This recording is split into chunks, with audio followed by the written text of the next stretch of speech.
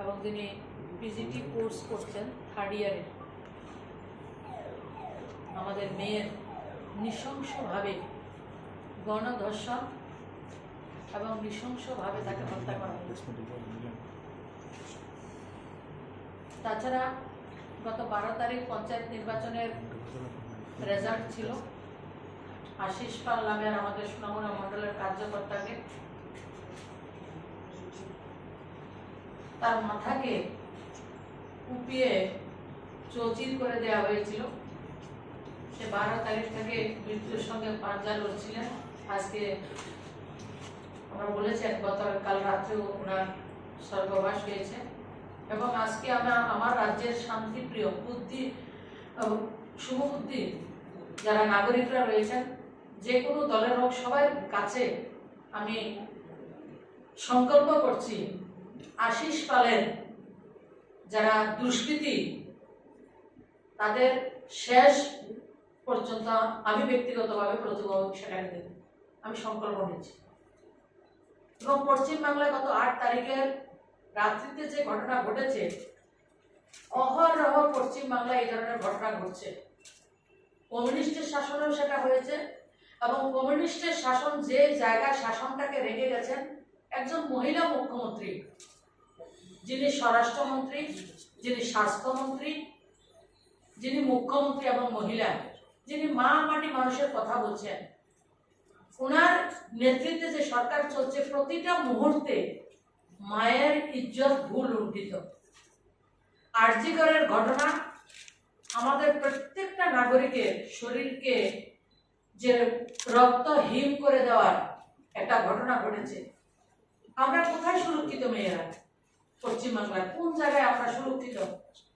প্রথমত হচ্ছে যখন ওনার ধর্ষণের পরে, গণধর্ষণ করার পরে রক্তাক্ত অবস্থায় ওনাকে ফেলে দেওয়া হয়েছে, তখন সরকার এবং পুলিশ প্রশাসন সবাই মিলে সেটাকে সুইসাইড বলে চালিয়ে দেওয়ার কাজ করেছেন। কারণ পশ্চিমবাংলার মুখ্যমন্ত্রীর একটা অর্গানাইজড সিস্টেম রয়েছে ওনার, সেই সিস্টেমটা সেদিনেও তিনি কাজে লাগানোর চেষ্টা করেছেন।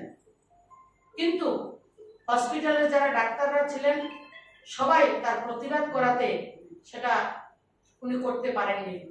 উনি কি করেছেন, যে ডক্টর কথায় আপনারা শুনেছেন 36 আওয়ার্স এক নাগারে মেয়েটাকে উদ্দেশ্যমূলকভাবে, উদ্দেশ্য প্রণোদিতভাবে, মানে ডাক্তারদের রিগিং, সেটা ওই মেয়েটার উপর করা হয়েছে। 36 আওয়ার সে ডিউটি করেছে। তারপরে বলা হচ্ছে সেমিনার হলে।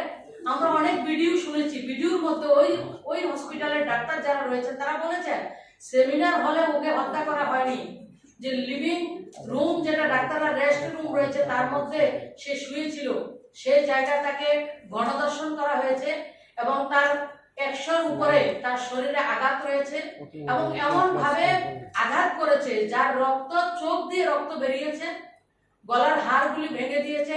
পোস্টমর্টম রিপোর্ট আমাদের কাছেও রয়েছে এবং হাত পা ভেঙে দেওয়া হয়েছে। কিভাবে কি করেছে সবটা এত লজ্জা, মানে সভ্য সমাজে এই ধরনের বর্বরতাকে কেউ সহ্য করে না আমি মনে করি, এবং আমরা কেউ সভ্য সমাজ তার পারমিশনও দেয় না।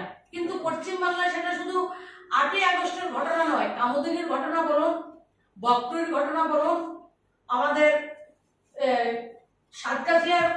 সাঁতরাগাছির ঘটনা বলুন, হাঁসখালির ঘটনা বলুন, বীরভূমের ঘটনা বলুন, লাস্টে সন্দেশখালী থেকে শুরু করে আরজি কর, আজকে গোটা দেশের মধ্যে আরজি কর আমরা শুনছি।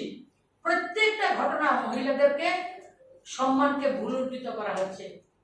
আর উনি নাটক করছেন। নাটকটা কি? উনি স্বরাষ্ট্রমন্ত্রী, উনি স্বাস্থ্যমন্ত্রী, উনি মুখ্যমন্ত্রী, উনি প্ল্যাকার্ড নিয়ে নাটক মঞ্চস্থ করছেন। কিসের? কার বিরুদ্ধে উনি আন্দোলন করছেন? উনি তো সবকিছু শেষ কথা।